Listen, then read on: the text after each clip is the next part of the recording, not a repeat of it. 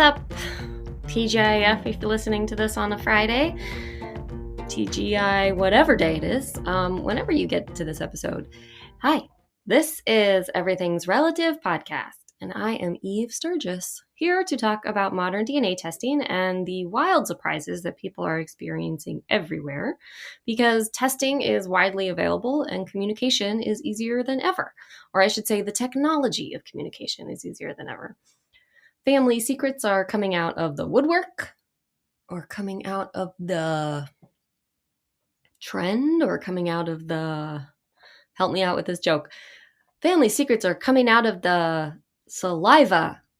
I'm going to work on that one. If you've never been here before, welcome. So hey, you may be surprised to learn that these kind of revelations are happening all the time. The most common shock that people experience is that of the NPE. That is a term from genealogy that means non-paternal event or non-parental experience. It's getting kind of taken over by this growing community of people. We call ourselves NPEs, or like I am an NPE, or you have an NPE. It means that you discover that as an adult that one or more of your parents are not your biological parent.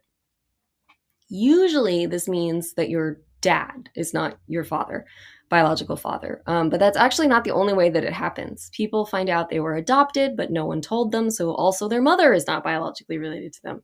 And there are even stranger things like babies were switched at birth or given to friends or relatives to be raised. Believe me, if you try and think of every variation on this theme, you will still not think of all the ways that an NPE can happen. Trust me. So I'm here to talk about it. So, okay, y'all.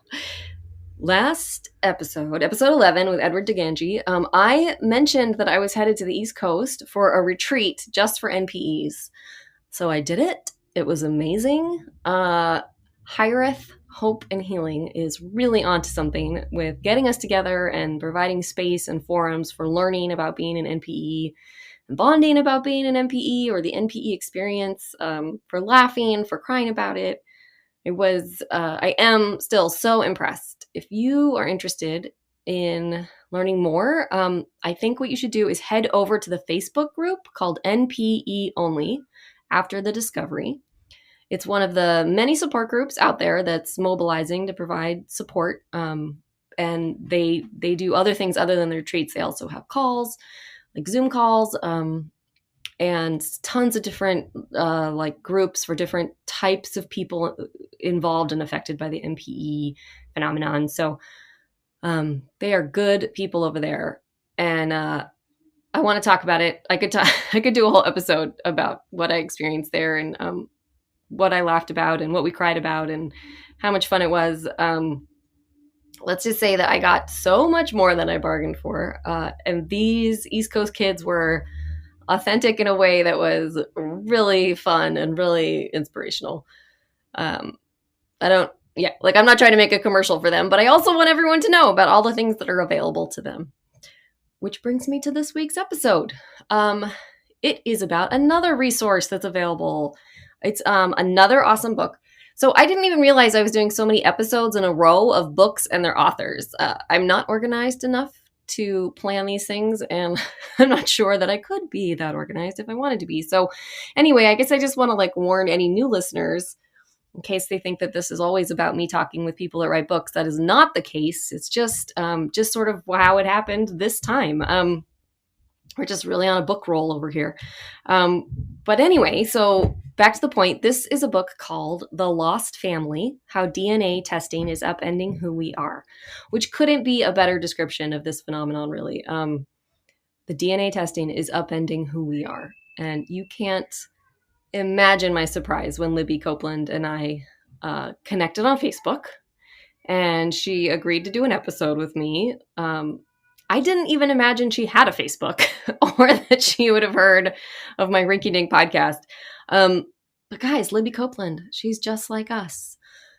I've talked, So I've talked long enough, and she says more interesting things than me. So I will just roll this tape.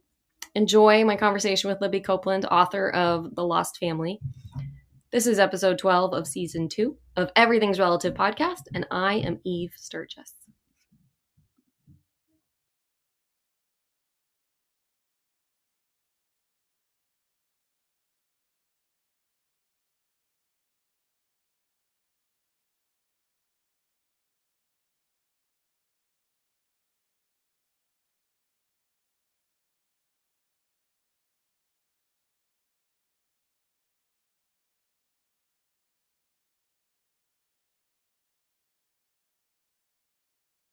Hi, Libby Hi. Copeland. How are you? Yeah, I'm great. I'm great. It's so exciting to talk Good. to you.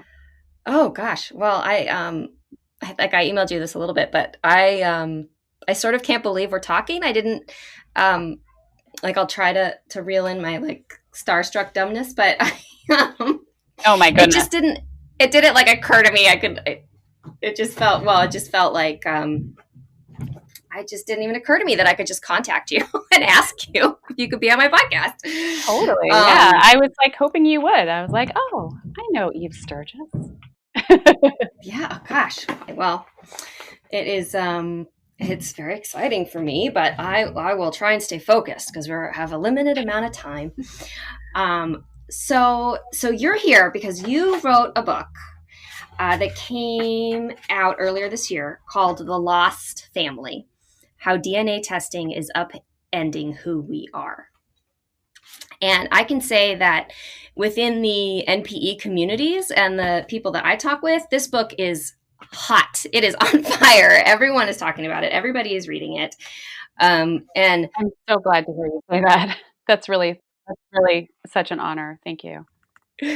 and I think, I was rereading it last night and to sort of just like refresh my brain before we talked. And one thing that really occurred to me is the feeling when I'm reading it. It's I think that there is something for every kind of person in this book, in that, or I say every kind of person, but what I mean is there's maybe two kinds of people, and there's the people that are into history and science, and there's people that are into stories.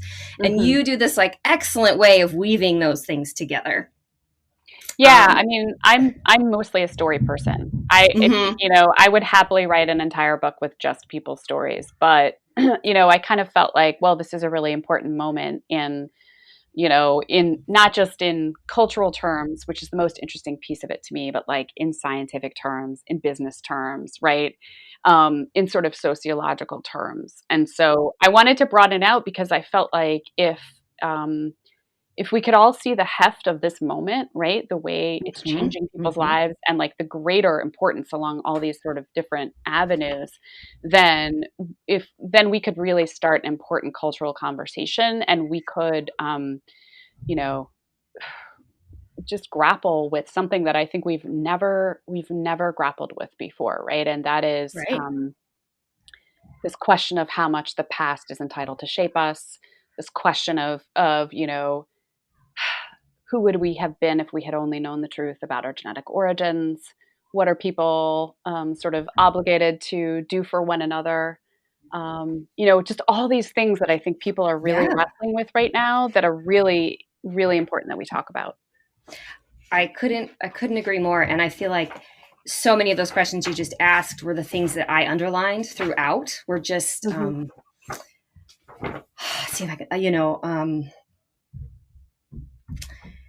uh, I of course like I'm finding like 100, but it is a strange thing to look in the mirror and at the face you've grown old with and find you don't quite recognize it, and you just have so many things that just hit hit the nail on the head or just capture all the different facets of this experience so well. Yeah. Thank you. So I'm yeah. So well, no, thank you. I am wondering how this book came to be. What? How did you? How? I guess I'll just repeat the question. How did this book come to be for Yeah, you? sure. So, I've been a reporter for like over 20 years, and the stories I was always drawn to were the intimate lives of people who who weren't famous, but were, really, really interesting and compelling. So those were always the stories I like to tell, were sort of the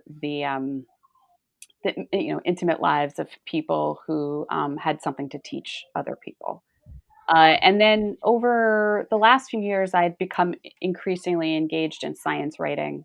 And then I was talking to my editor at the Washington Post, and she proposed that we write about DNA testing and its unintended consequences. And this was a few years ago, I started becoming interested in this idea that, like, a technology that people were thinking of engaging with for one reason, right, as a form of Mm-hmm. entertainment, could be this sort of profound life-changing experience, right? And how does technology kind of shape our lives, particularly when we don't go out asking for it to do so? And then Mm-hmm.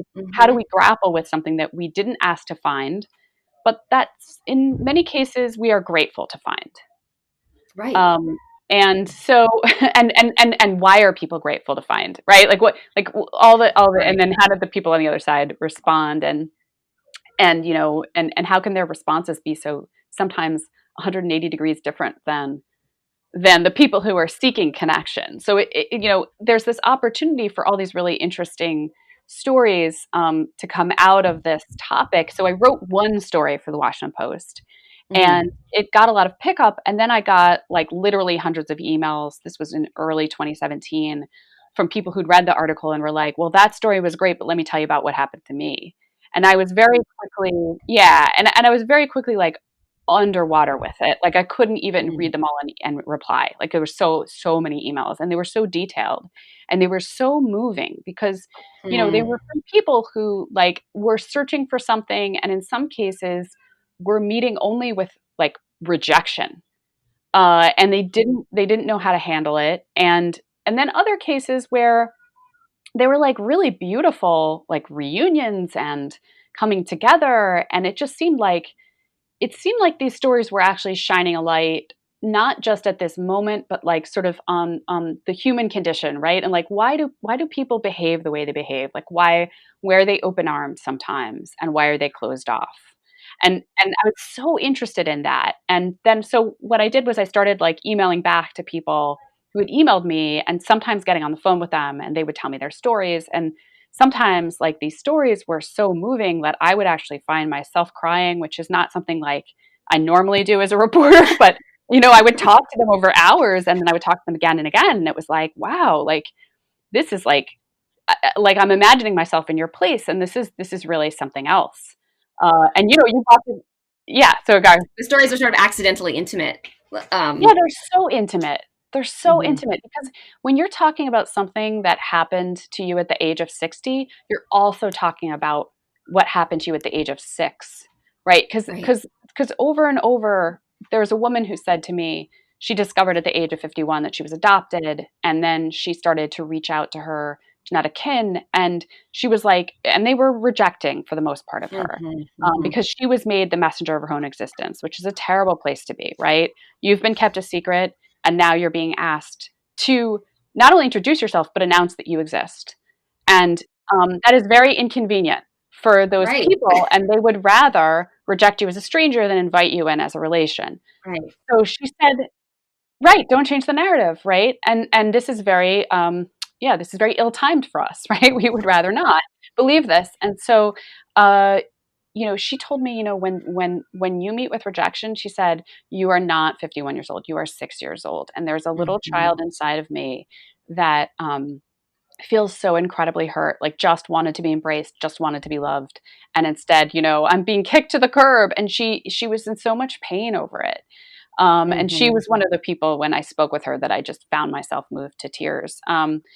So I wanted to tell all those stories. I wanted to tell them, sometimes in their 360 nature, like when it was possible to interview the people on the other Mhm. side, and then also to, like, follow people over the course of a long time, so that I could see how their stories developed. Because I think when your entire life narrative is upended, it's not something that you quickly process and move to a new place on, and then you're good. It's, like, actually months and months and years, and maybe the rest Mhm. of your life, depending, Mhm.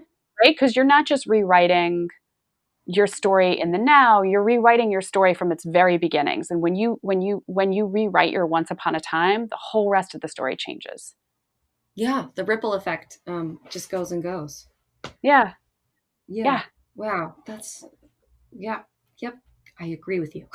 Everything becomes different, right? Like everything is like Right. something Yeah. you pick up and go, wait, in light of this new information, now this fact about myself has changed. Mm-hmm. Yeah. Yeah. All the facts. Yeah. All the facts, memories come up that you didn't know Mm-hmm. were even in there. And Yeah, so, waking up in the middle of the night, remembering something that happened when you were yeah. 10 and some weird Right. comment your mom made that suddenly makes sense. Right. Somebody mumbled something under their breath at one point. Right. And you And didn't why even did know you? you remembered it. And suddenly you're Mm-hmm. remembering it. It's like your Yeah. subconscious is like bringing it up. It's amazing. Mm-hmm. Yeah. Yeah. Oh, I'm sure that you had such an amazing experience exploring all these different elements, like so many different stories, and every story is different. And yet there's these threads that are the same Right. through them Yeah. all. I mean, the language, there were a lot of like threads that I find commonalities, like, and one of them is what you're talking about, right? Suddenly you're remembering old memories. It's like you're annotating your childhood. You're like putting little footnotes next to everything, and you're like, wait, this is different in light of this. And then there were commonalities of language that were very interesting. Mm-hmm. Commonalities of descriptions that I would get from multiple people, and they had not talked to one another beforehand, but they were using the same words to describe the experience. Right. Right. Gosh, which just speaks to so much to this need, not even need, but this connection that exists, whether we need it or want it Mm-hmm. or not. And speaks to this exploration of people wanting or needing to know their histories. And it's because we're all people, just connection exists, whether through things like Mm-hmm. that, speak to things we can't quite understand. The collective. What was the biggest surprise when you wrote this book, while you were writing this book or researching this book? Yeah, that's a good question. The biggest surprise. I guess I don't know if there's one way to answer that. I mean, I found those commonalities incredible, right? And I did not see that coming. Like this description of I had a hole in my heart and now it's filled. Well, that I would hear Mm-hmm. over and over again for people who had um, had been welcomed into a genetic family. This idea of a hole. Um, Mm-hmm. Another surprise was like this idea, the description that I hear over and over again of a sense of rootedness, like first a sense of displacement and then a sense of rootedness. Like when you realize you don't know what you thought you knew, or for Mm-hmm. adopted persons, they would talk about not knowing and that it being experienced as a sense of like disorientation. And then Yeah. when you know, you're putting down roots. And Krista Driver, the psychologist who you had on your program, Mm-hmm. who was so great. And I would interviewed her for my book, and she was great then, and she was great when you interviewed her. She said, she talked about this idea of like anxiety at the loss of identity. And Mm-hmm. I don't know if I would say that that was like the biggest surprise in writing the book, but that was like maybe my biggest kind of learning process and kind of my biggest takeaway and kind of trying to wrestle with how big of a deal this is. That, Mm-hmm. and I think there's a tendency for people who haven't been through this to say like, what's the big deal? The guy who raised you is your dad. Or Right. what's the big deal that you're half um, Greek and you didn't know it, right? Like you're Mm-hmm. still, you still have the experiences of having been raised, whatever you were raised. So like, what's the big deal? Mm-hmm. But it's a big deal, Mm-hmm. right? Like there's a woman in my book who's actually the sister of the protagonist. So her name is Jerry, and like I tell her family story in the book, and like they're just an incredible kind of existential whodunit. You follow the narrative through the book, Mm-hmm.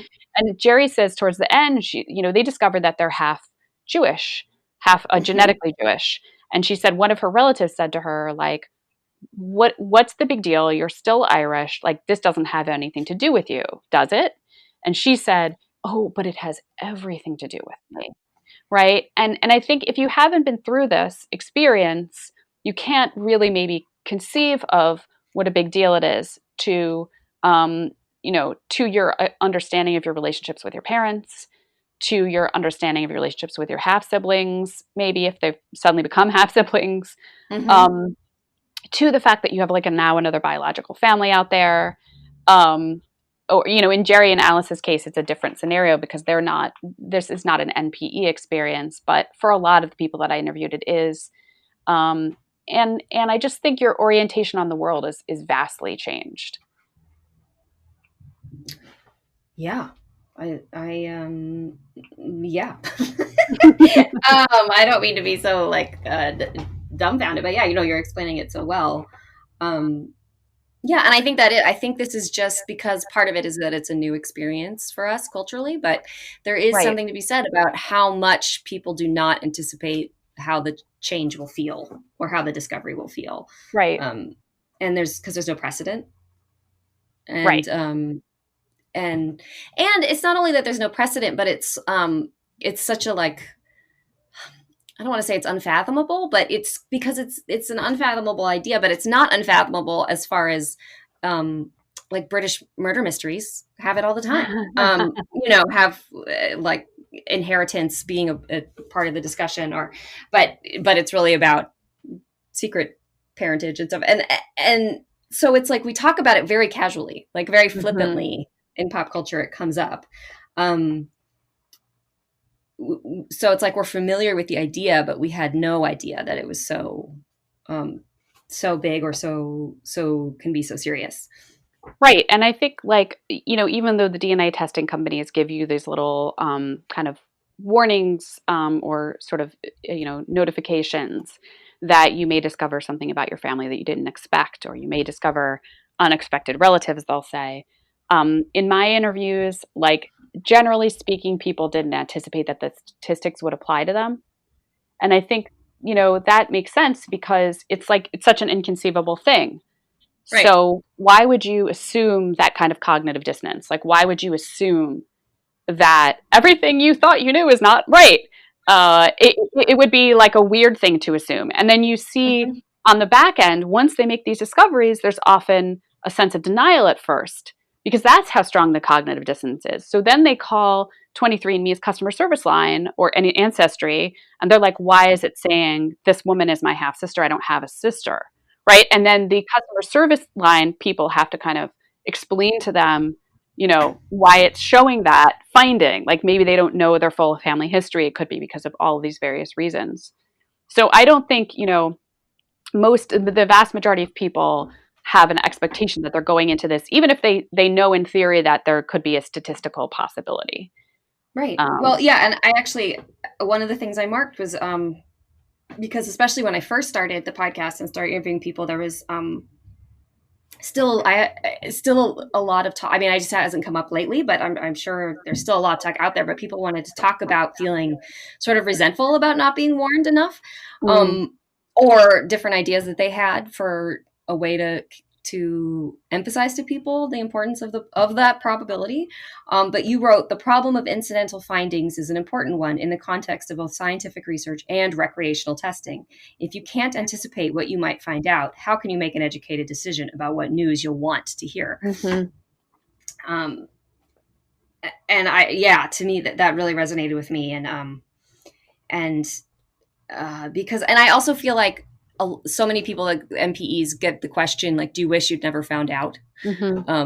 Or do you wish it had gone differently? And that to me feels like such an impossible question. Because once you know it. Right. Yeah.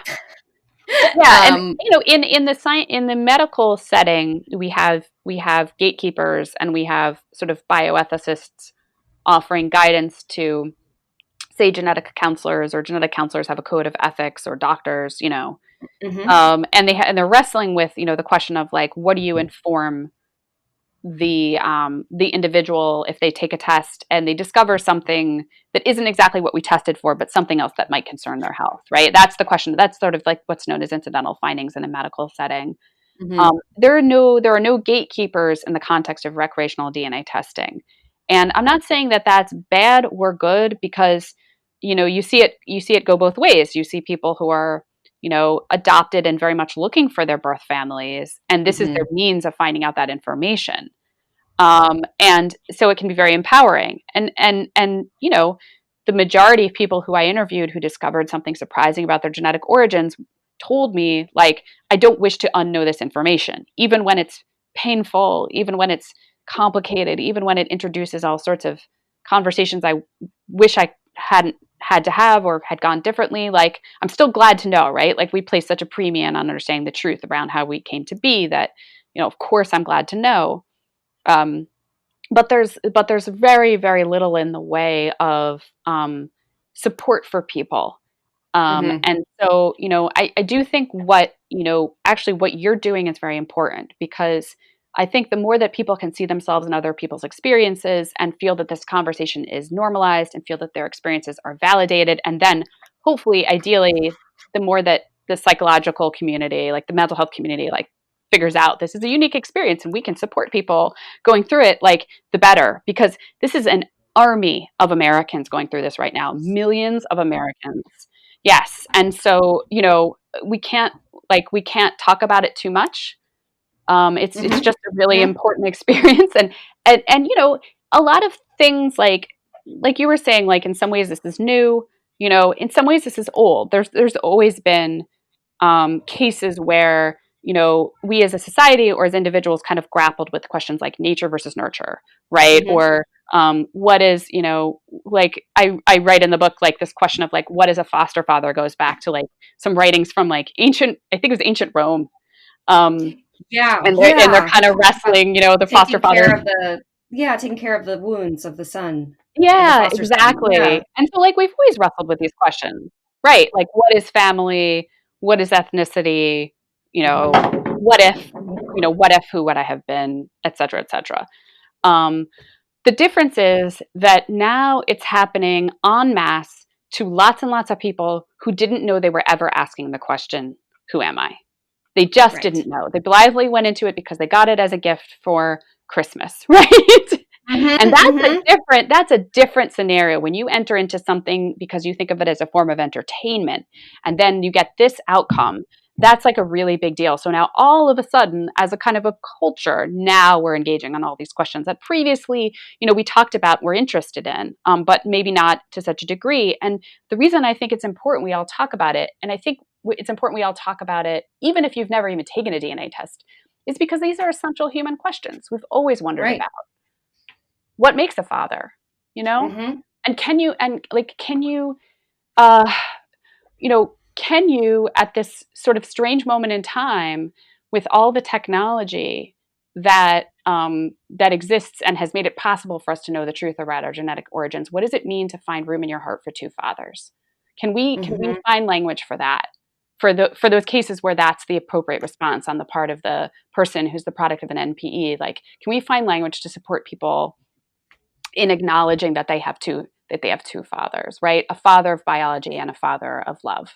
Right. So much about language. Yeah. Um, this whole experience or phenomenon has brought up for me, just because there are like there's almost like not we don't have the language for it. We don't. So it's also part of the stumbling around, um, among other things, is also trying to find the words for Right. that. Like, what is it to have two fathers, and what is this crisis called? And we all keep kind of going around, it's kind of about, it's kind of existential, and it's kind of identity, but it's also Mm-hmm. genetic. Like, we don't really have, that's just a part of the scrambling. Yeah. um Yeah, yeah, that's such a so good point, right? It is. It's existential and psychological and genetic Mhm. and Right. So, like, there might be a German word for that. there's probably a very long German compound word for it. No, no doubt. But we don't have that word. um and here's a question that everybody asks you. Have you taken a mail-in DNA kit test? Yeah, I have. I've taken 3 of them. That's a lot. And yeah, and you might say like, why take three of them? But if you're steeped in this world, that the different databases give you different relatives, because you're only going to match to the folks in a particular company's database, right? The databases Right. don't talk to each other. And so if you're doing family history research, you might want to cast a wide net. And then, of course, I was very interested in discovering how the ethnicity estimates would vary from company to company, because Oh. while the relative predictions are very robust and reliable, the ethnicity predictions are sort of an evolving science, and they're Hmm. imperfect, and particularly on the margins, they can have room for improvement, let's say. Hmm. So I was very interested in seeing how the results would differ. So my first test was my dad gave me a test in late 2016. It was a holiday gift, as so many people get.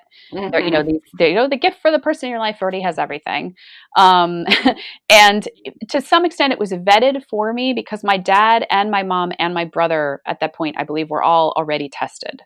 So if Uh-huh. there were any surprises, it was not going to come up for me, right? Well, probably. I mean, it certainly could have been, but to some extent, it was vetted. Although if I had found that I was an NPE, obviously, that could have happened, but it didn't happen. Right. Um, so I did take that test, and then I went on, and as I was reporting for the book, I took more tests. And Yeah. I didn't find any significant surprises. Hmm. What we had in our family was just kind of like this broadening of understanding, of finding relatives who we would not have found if not for the DNA. So like on my dad's side, we were able to find through DNA his second cousin, who lives in Sweden, who traces back to my dad's grandmother came over from Sweden in the 1890s. And so we are related through her father to my dad's second cousin. And we were able to travel to Sweden and meet her. Hmm. And we were able to see, because her daughter was a genealogist and had been in the database and had hooked us up and was like very keen on helping us.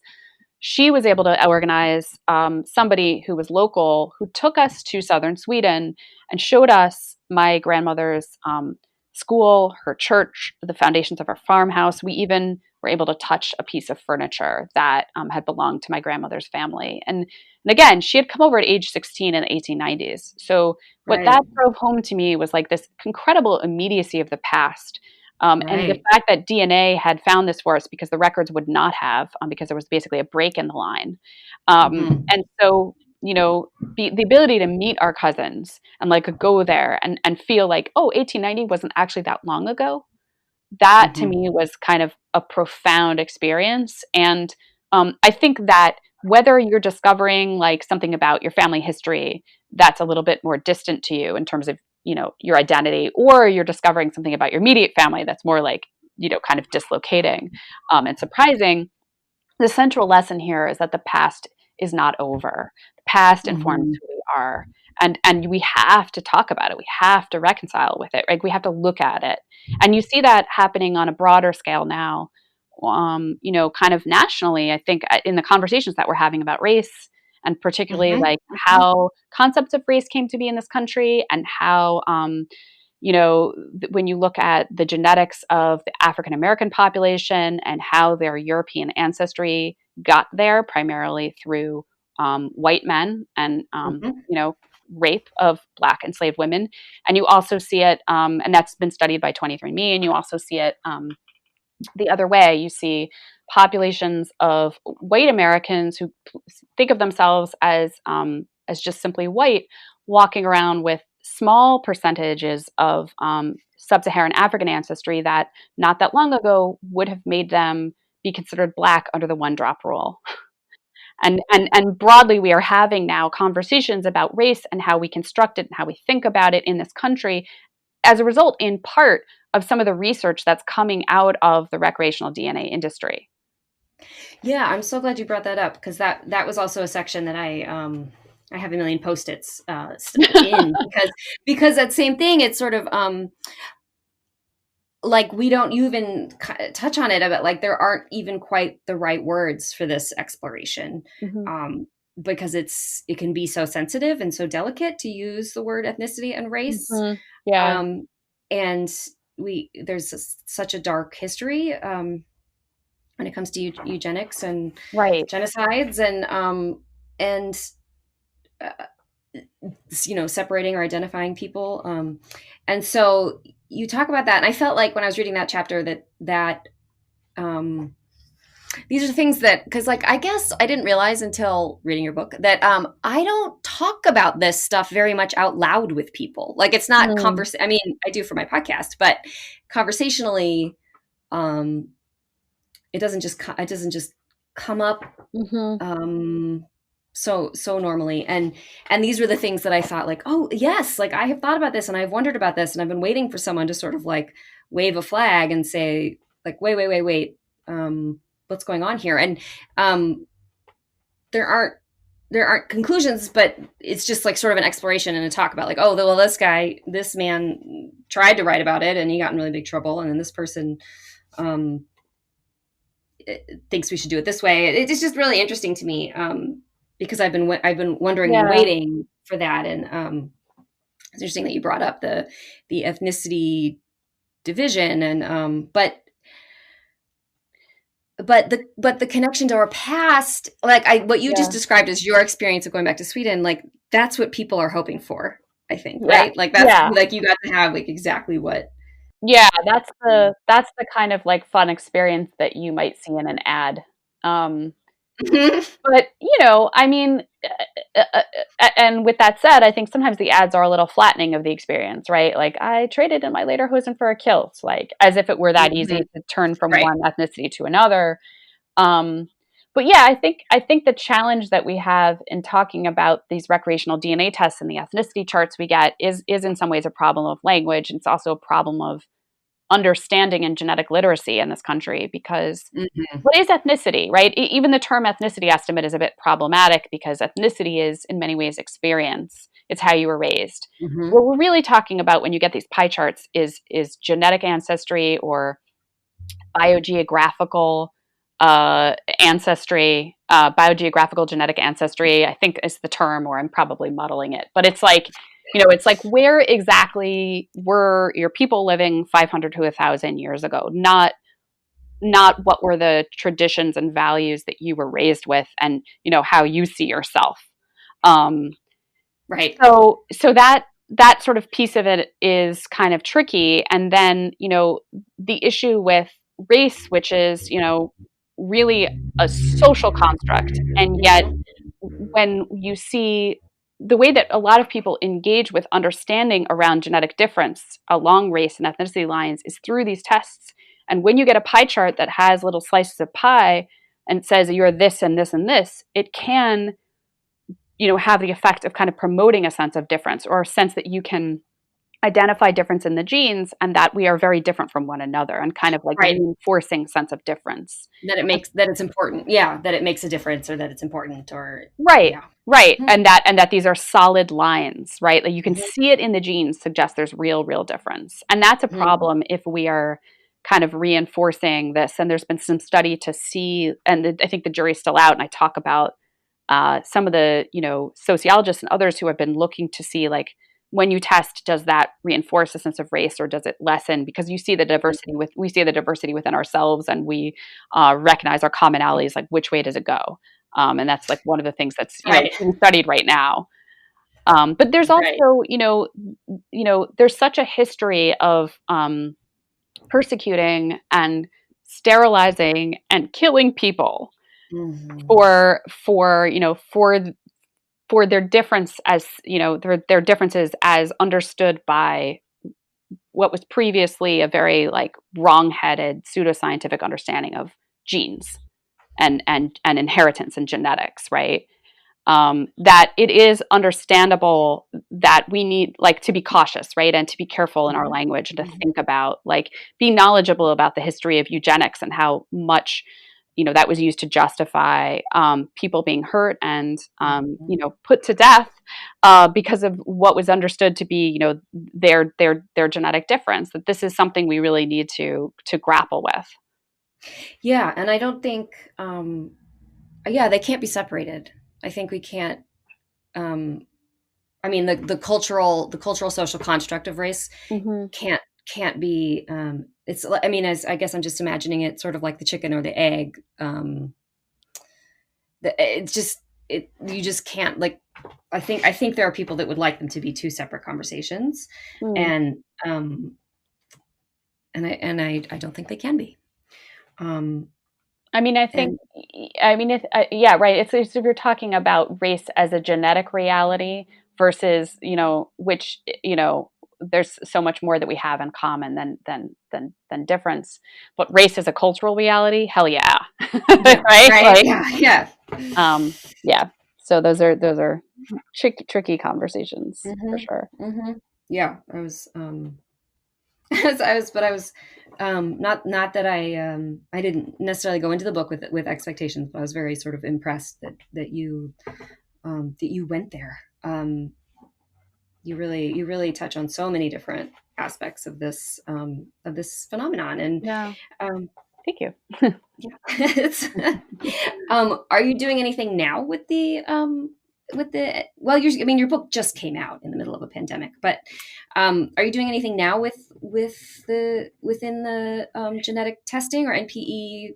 Yeah, I mean, I've been, definitely like getting emails, talking to people. I've been doing, some events, like this, or interviews. And I don't know if I'm gonna like. I don't know like what happens next. I write an occasional column for Psychology Today where I talk about some of these things, and like I occasionally will write like op-eds and things like that. But I don't know, whether I'm like what I'm doing next, whether I'm writing a book, what topic. Like Hmm. Hmm. right now, I'm like good Hmm. with what's on my plate, which is a Right. lot, and a kind of a weirdly short day with kids distance learning and Hmm. home and all that kind of stuff, Right. as I'm sure you are familiar with. Yeah, very familiar. Yeah, no, 2020 has plenty for you, Yes, no certainly. question about it. um, no pressure from me to be coming up with more projects. Just getting through the days is a Getting project through enough. is a challenge. Yeah. Yeah, yeah. Do you feel like there's anything that people ask you in these interviews that you want to talk about that I haven't touched on Oh, that's a good about your question. about your Yeah. experience writing it, or anything at all? Yeah. Let me think about that. Yeah, I mean, I think there's one thing that I kind of find interesting, which is sort of this central narrative of Alice. Um, Which is so good. And I actually last night started to get anxious. yeah, I mean, like I struggle with like whodunits in general, yeah, suspense. And I started to like skim through, where I was like, yeah. okay, then what? And then like, I okay, what know. happens? Like, what is the closer and closer you get to it? I just Yeah, started to, I know. I know. I totally do that too. and when I'm watching movies, if they're just too much for me, I'll like look up the plot. I just can't. Yeah, Um, I've so been the known Alice, to like is. yeah, I've been known to like jump up and down on a couch, like Mhm. right at that like scene, and yeah, at the very end, right before, yeah, the who done it. Yeah, so I mean, what interests me about Alice's story, which is like the central narrative of the book, and then the other stories from people that I interviewed over the last few years, like kind of come, kind of branch off from her story. What interests me about her story is that it is kind of a microcosm of all the theories in one, right? So you do a Mhm. DNA test and you get unexpected results. Okay, now you're like your own detective of your own story. Like, what's the explanation? Um, Alice is like this incredibly clever, analytical, technologically savvy woman who had recently retired when she did her DNA test, and had was in a position to basically research the hell out of her own story. Mhm. And It's she, amazing. yeah, and so she's amazing. She's amazing. Mhm. She's so Mhm. smart, and she goes through every theory in this just unbelievably kind of methodical fashion, like a scientist, like Yeah. Alice the scientist of investigating her own genes. Yeah, And you keep saying in the book, I think you like, well, you don't say this was an outlandish idea, but like this seems really, really wild. But Alice was determined to right, try every single theory. She was gonna right. I mean, and everything seems wild, right? Like if you have Mm-hmm. an NPE experience, it at first seems outlandish to you, right? Like Yes. Yep. maybe after a little while it clicks in and you say, oh, it makes sense. But at first, right? And so she goes through every experience because she doesn't want to eliminate any particular theory. So she investigates why her ethnicity pie chart isn't what she thought it was. And this is in 2012. This is before the databases were so big. Like Mm-hmm. nowadays, if Alice had her experience, she wouldn't need to go through all the theories because she'd quickly find a close genetic relative, like a first cousin, and then she would just like, or first cousin once removed, and she would just figure it out from there, and it would be done very quickly, maybe in a few Mm-hmm. weeks. But this is 2012. This is like databases are less than I don't know, less than a million if you added them all Right. together. Right. Now we're at 35 million, which is like insane. And incidentally, like almost 10% of the US population, right? Because if the 80% of the databases are Americans. So Right. so I mean, now it's like everyone's implicated in this technology. You don't get to opt out if there's a family secret in your family. It's coming out one way or another. It's a question of, not a matter of if, but when, right? So all those things. But this is 2012, and so we're not there yet for Alice. And so she has to investigate, why her ethnicity pie chart tells her that she's instead of almost entirely Irish American, that she's half Ashkenazi Jewish. Is it an Mm-hmm. NPE? No. Is it a donor conception? No. Is it adoption that nobody told her about? No. Is it this idea that her Irish ancestors like hid their Jewish genetic ancestry or claimed Irishness when they came over to, bypass discrimination? No. And she goes through all the theories. And what I love about her story, in addition to the fact that she's just so funny and smart, is that then I get to branch off and tell the story like, okay, what does it look like to be an NP? What does it look like to Right. find out you're donor conceived and you have 20 siblings? What does it look like Mm-hmm. to discover that you were adopted, no one told you? What does it look like to find out that you have 18% sub-Saharan African ancestry, but you were told you were Sicilian because your mom wanted to protect you from the discrimination she faced as a biracial child, and she was determined not to pass that on to you, right? So, I just love the way Alice's story unfolds because I think it Mm-hmm. contains so many stories in it, and I just think, the first time I heard her story, I thought, well, this can't be true. I'm going to report this out, and it's going to turn out to be so much less interesting and compelling, but it was so much more. So much more. Yeah, she's amazing. It Yeah, was a good get. It was a good get. yeah, she's great. She's Yeah, amazing. it's a really great through line. Well, I can't recommend this book enough, but I just can't thank you enough for giving me some time to talk Oh, about thank it, you. and and I sort of wish we had more time in like a grander scale of the grander Yeah, like I scheme of know. things, just to sit and talk about all this stuff, just because it's not rare, but it's still unique to find someone that understands all these different elements. And so it just feels like we could probably talk all day. Um, Yeah, and I think it's so great that you're having all these. I think your podcast is really important and really fascinating, and you're having these conversations with different people in different sectors of their experience, right? Like you've got the individuals to whom this is happening, and you've got people who are maybe have experienced it, but also have a professional background that they can shed light on it, like you. And I just think I think the more we talk about this, the better. So I'm very excited to have had the chance to talk to you. I think it's really oh, great. it's so fun. Yeah, I just think we have to keep talking about it. I can't quite imagine like what it would be like if this was all normalized, but Hmm. that's the vision, that's the intention, Yeah. right? And I'm trying to think of what we have now that used to not be normalized, and so I'll have to think That's of a good I'll have point. yeah, I'll have to think of some kind of social construct that we're all used to now, that used to not exist, and Yeah. it could even just be divorce. It Like could divorce, even be divorce. Yeah, like it could divorce be used to like be very taboo, or exactly. Yeah, or same sex. talking about certain diseases or same-sex marriage Mhm. Yeah, donor conception. That was right. something that people didn't tell their children about, and now they generally do. Yeah, and adoption. Yeah, Yeah, all and these things. adoption too. Yeah. Um, but so it is, I really am sure it's possible, and I think it will be for our benefit.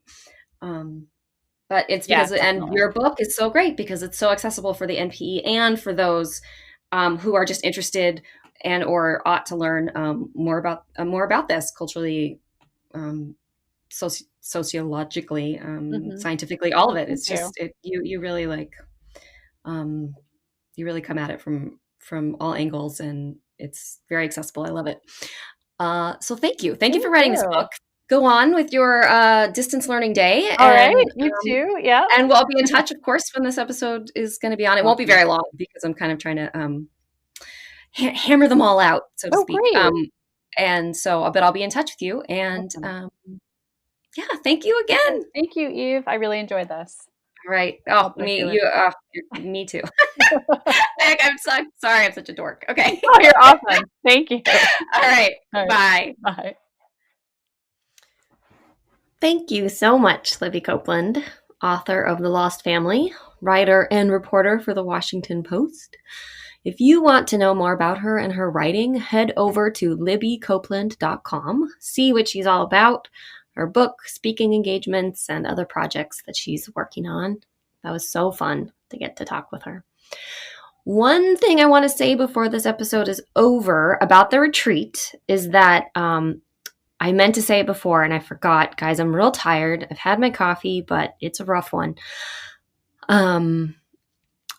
So what I wanted to say is that there were many, many precautions taken for this group to be together during this time of COVID-19. I don't want anyone to think that we were being careless.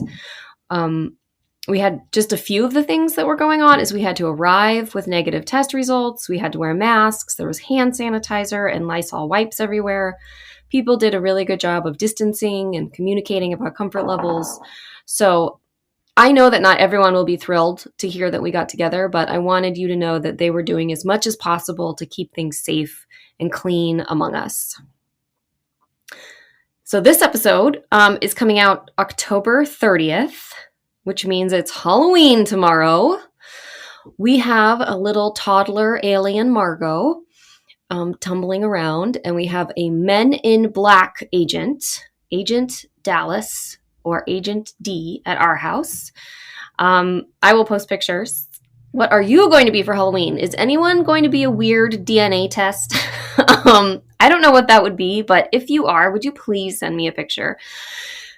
In our family, we aren't going to go trick-or-treating, but we are working on creating some kind of like fun night for our little family. And Dallas has this idea that maybe he will trick-or-treat inside the house, and I will be on the other side of the door to hand out some candy. So we'll see how that's going to work. But he always comes up with games, and I'm pretty impressed with his adaptability to the situation. So I'm excited. I'll send pictures, blah, blah, blah. I think it's going to be fun. So also, by the next episode, Halloween will have happened, and also the election. So that might be scarier for you than any ghosts or goblins, no matter where you stand on any issue here in America. So stay tuned for the results, I guess. I'll be back in 2 weeks. Bye, everyone. Happy Halloween. May the best candidate win. Everything's Relative with Eve Sturgis is produced by Kaylin Egan and Eve Sturgis. Eve is a licensed therapist in the state of California, but conversations on this podcast are not therapy sessions. This podcast is edited by Stephanie DeLon-Zick, the logo design is by Ivy McNally, and the music is used with permission by Goodbye the Band.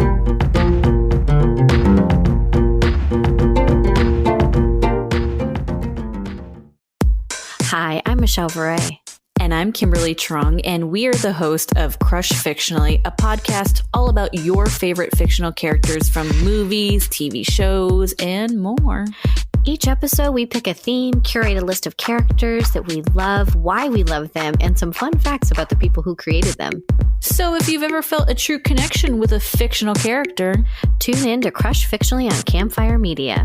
Or wherever you find your podcast. Campfire.